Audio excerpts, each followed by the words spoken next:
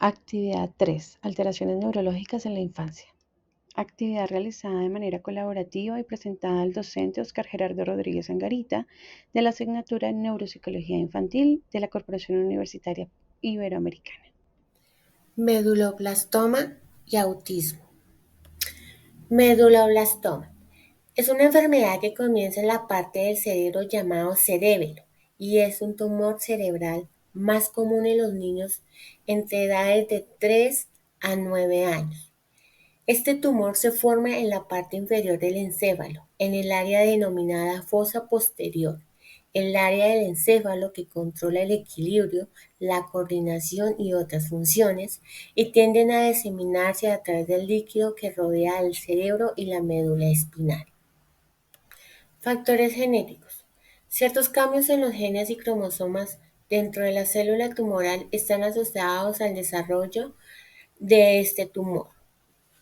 Por lo general se desconoce la causa de estos cambios genéticos. La mayoría de los meduloblastomas ocurre en los niños entre 5 y 9 años. Algunos niños pueden correr mayor riesgo de sufrir de tumores cerebrales debido a afecciones hereditarias poco comunes. Epidemiología. El meduloblastoma representa el 25% de las neoplasias primarias del sistema nervioso central de niños y adolescentes. A nivel neuropsicológico, se busca evaluar la capacidad actual y la manera en cómo potenciar y beneficiar al niño en sus diferentes habilidades como lo son la madurez intelectual, la inteligencia general, la habilidad mental, aptitud numérica, comprensión verbal, memoria, razonamiento lógico y la aptitud espacial.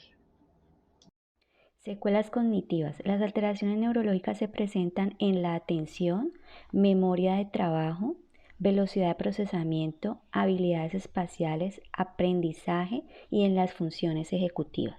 Evaluación.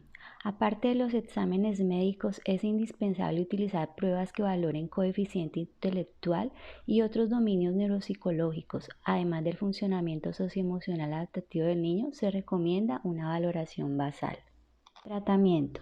Las intervenciones neuropsicológicas se deben apoyar en los factores cognitivos intactos o mejor preservados, aprovechando los elementos de plasticidad neuronal. En este caso, las intervenciones están orientadas al niño, a su familia, pero también es de suma importancia el entorno educativo en el que se desenvuelve. Nuestra siguiente alteración neurológica de la infancia es el autismo.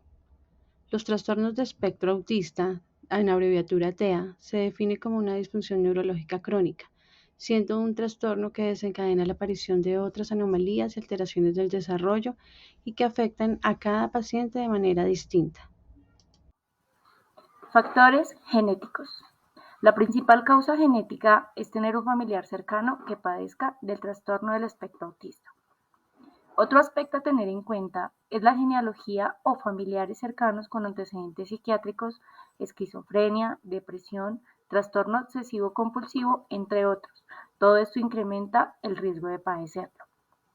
Otros aspectos importantes es el tener un hijo que padezca del trastorno y la madre tenga un estado gestacional en menos de 18 meses.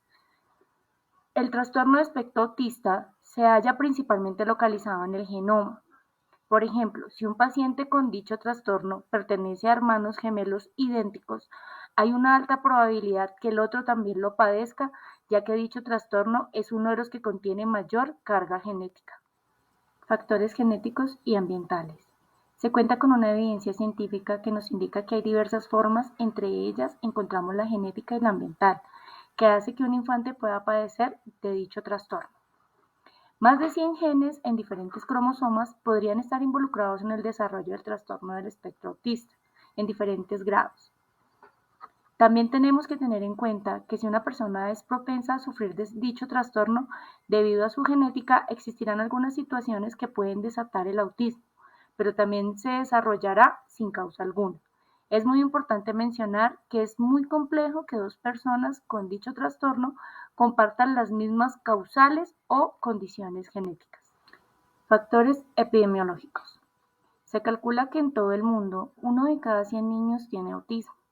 Esta estimación representa una cifra media, pues la prevalencia observada varía considerablemente entre los distintos estudios.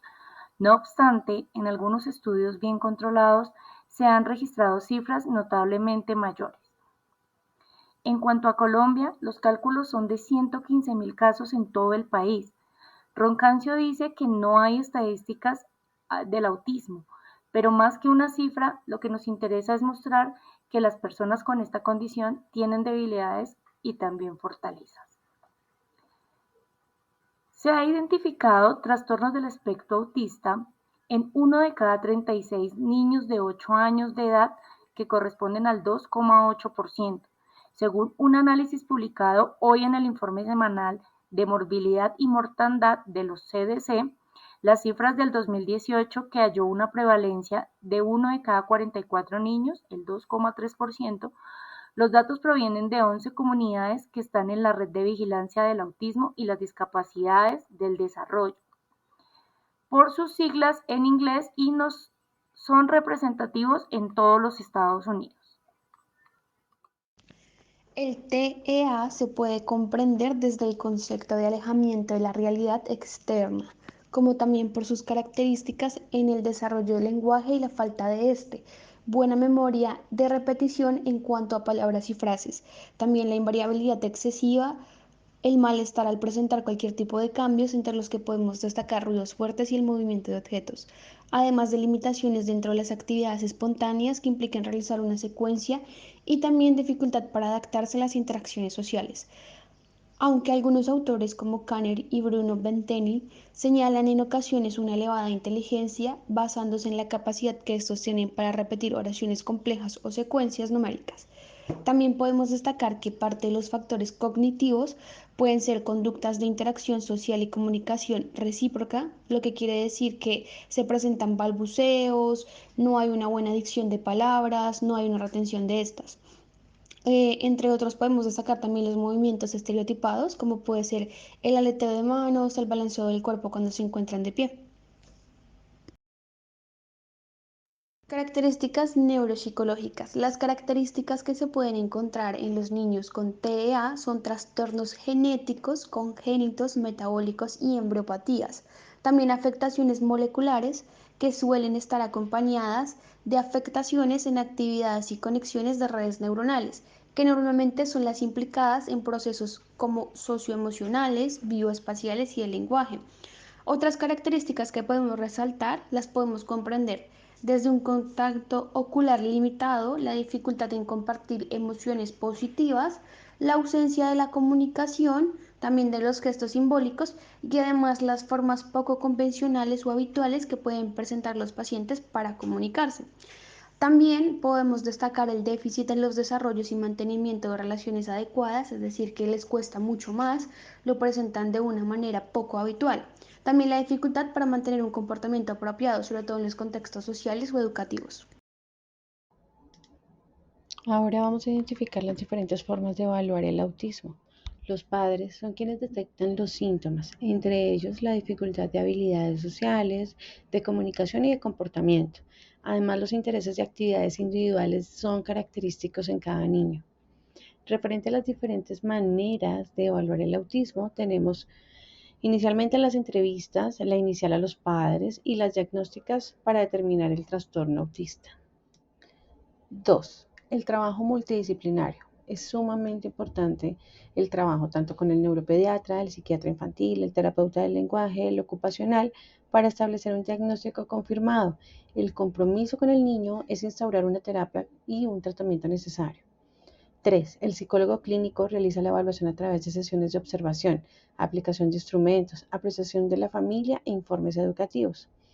Algunas de las herramientas que se utilizan son la evaluación del coeficiente intelectual con exploración en dominio de carácter cognitivo.